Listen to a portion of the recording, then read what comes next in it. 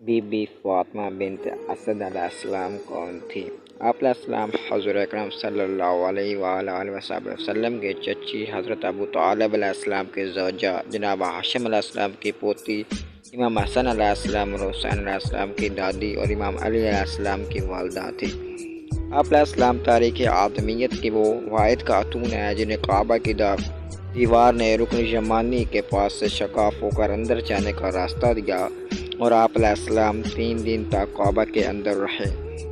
آپ علیہ السلام نے 17 سال تک رسول اللہ صلی اللہ علیہ وآلہ وسلم کی پرورش فرمائی اور اپنی زندگی کے 56 سال حضور صلی اللہ علیہ وآلہ وسلم کی ہمراہی میں گزارے۔